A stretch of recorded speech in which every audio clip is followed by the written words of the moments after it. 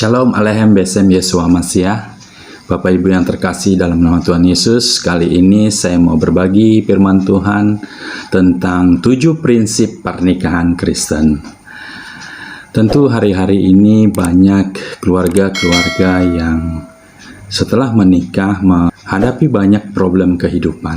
Nah, oleh karena itu di dalam pernikahan kita harus sebenarnya mengetahui beberapa prinsip yang harus kita pegang di dalam membina hubungan pernikahan. Nah, kali ini saya akan bahas 7 prinsip pernikahan Kristen. Yang pertama, bahwa prinsipnya yaitu sebuah pasangan sama-sama mengasihi Tuhan. Jadi di dalam kekristenan, pasangan itu harus pasangan yang sama-sama mengasihi Tuhan. Dalam 2 Korintus 6 ayat 14 dikatakan, "Janganlah kamu merupakan pasangan yang tidak seimbang dengan orang-orang yang tidak percaya. Sebab persamaan apakah terdapat antara kebenaran dan kedurhakaan? Atau bagaimanakah terang dapat bersatu dengan gelap?" Jadi di sini prinsip menolak pernikahan lintas agama. Janji pernikahan diucapkan di hadapan Tuhan dan disaksikan oleh hamba Tuhan, keluarga, dan jemaat. Pasangan yang seimbang dalam iman percaya kepada Tuhan Yesus sangat diperlukan di dalam membina hubungan sebuah rumah tangga. Jadi, di dalam kekristenan, pasangan suami istri, pria dan wanita harus merupakan pasangan yang sama-sama mengasihi Tuhan Yesus atau sama-sama orang yang percaya kepada Tuhan Yesus. Ini prinsip yang pertama harus dipegang. Prinsip kedua yaitu hanya dibenarkan menikah dengan lawan jenis, ya. Jadi di dalam Kejadian 1 ayat 28 dikatakan Allah memberkati mereka, lalu Allah berfirman kepada mereka, "Beranak cucuilah dan bertambah banyak, penuhilah bumi dan taklukkanlah itu, berkuasa atas ikan-ikan di laut dan burung-burung di udara, dan atas segala binatang yang merayap di bumi." Jadi prinsip yang kedua ini jelas ya, menolak dosa homoseksual dan lesbian. Jadi Tuhan menciptakan laki-laki dan perempuan. Jadi Tuhan menciptakan Adam dan Hawa, bukan Adam dan Anton atau Hawa dan Murni, bukan.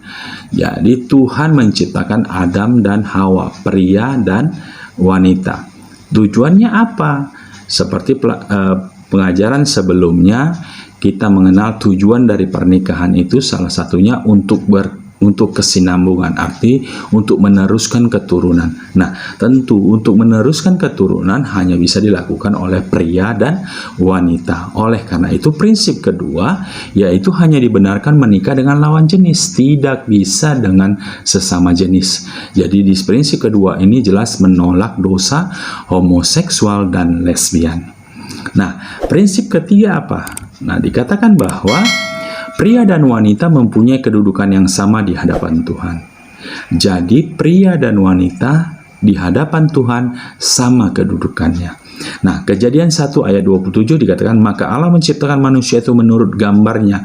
Menurut gambar Allah diciptakannya dia, laki-laki dan perempuan diciptakannya mereka." Nah, di sini prinsip ketiga ini sama dengan prinsip menolak dosa diskriminasi gender. Ya, di hadapan Allah kedudukan pria dan wanita adalah sama. Yang membedakan adalah fungsi dan tanggung jawabnya. Ya, jadi di dalam tujuan pernikahan sebelumnya sudah saya bahas bahwa pria adalah sebagai kepala keluarga.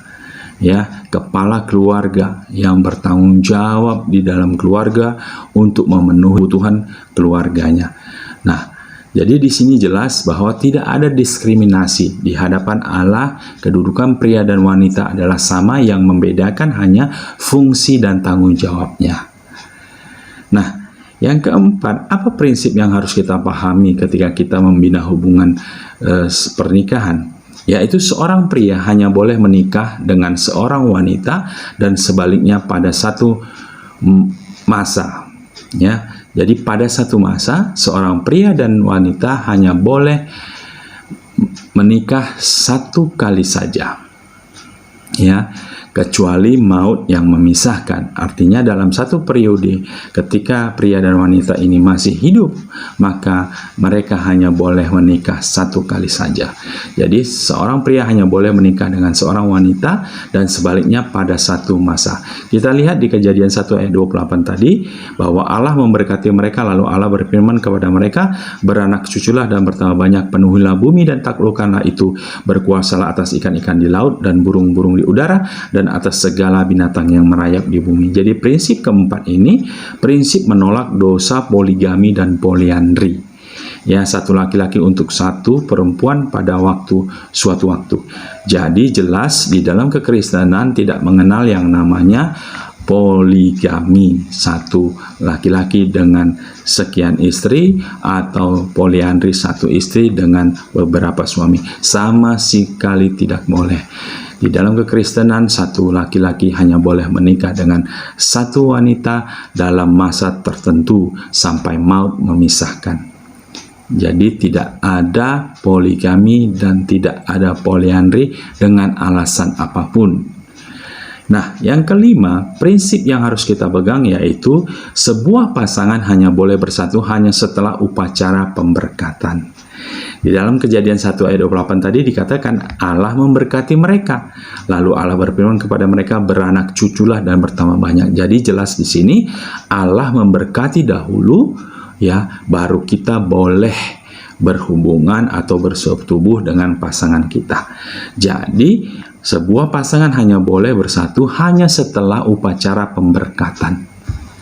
Jadi setelah hamba Tuhan memberkati, ya, baru pasangan itu boleh berhubungan atau bersetubuh. Di luar itu adalah perzinahan. Sampai di sini jelas bahwa prinsip-prinsip ini sangat-sangat alkitabiah. Prinsip kelima ini itu prinsip menolak dosa pre-seks, artinya seks bebas. Ya, persetubuhan hanya bisa dilakukan setelah pemberkatan. Di luar itu disebut zina. Pernikahan secara adat sebelum pemberkatan adalah zina. Jadi pernikahan yang dilakukan secara adat tetapi belum dilakukan pemberkatan di gereja dan mereka sudah melakukan persetubuhan, itu disebut zina. Ya, ini jelas bahwa prinsip ini menolak prinsip pre-seks. Prinsip keenam adalah seorang pria atau wanita hanya boleh bersatu dengan pasangannya sendiri. Kejadian 2 ayat 24 dikatakan, sebab itu seorang laki-laki akan meninggalkan ayahnya dan ibunya dan bersatu dengan istrinya sehingga keduanya menjadi satu daging. Nah, dalam prinsip yang keenam ini, prinsip ini menolak dosa perzinahan. Pernikahan adalah komitmen saling mempercayai, oleh karenanya persetubuhan hanya dilakukan dengan pasangan sendiri. Di sini jelas bahwa ketika pria dan wanita bersatu menjadi satu daging, ini tidak boleh dipisahkan oleh hal-hal lain, dan ketika mereka bersetubuh itu hanya bisa dilakukan dengan pasangan sendiri. Nah, prinsip ini jelas adalah prinsip menolak dosa perzinahan. Nah, prinsip yang terakhir yaitu sebuah pernikahan dirancang Tuhan untuk seumur hidup. Matius 19 ayat 6 dikatakan, demikianlah mereka bukan lagi dua melainkan satu, karena itu apa yang telah dipersatukan Allah tidak boleh diceraikan manusia. Nah, prinsip ketujuh ini adalah prinsip menolak perceraian dengan alasan apapun juga. Perceraian sangat ditentang oleh Tuhan, dan perceraian adalah pengkhianatan atas janji yang pernah dibuat di hadapan Tuhan. Pernikahan sekali dan seumur hidup, dan hanya maut yang dapat memisahkannya. Jadi di dalam kekristenan, pernikahan itu hanya sekali untuk seumur hidup, kecuali maut yang memisahkan. Jadi perceraian dengan alasan apapun tidak dibenarkan, karena perceraian artinya pengkhianatan terhadap janji yang pernah diucapkan kepada Tuhan. Demikian Bapak Ibu, kiranya kita mengerti prinsip-prinsip pernikahan Kristen sehingga keluarga yang kita bentuk adalah menjadi keluarga yang menyenangkan hati Tuhan dan memuliakan Tuhan, karena Tuhan Yesus adalah kepala bagi keluarga yang dibentuk. Tuhan Yesus memberkati.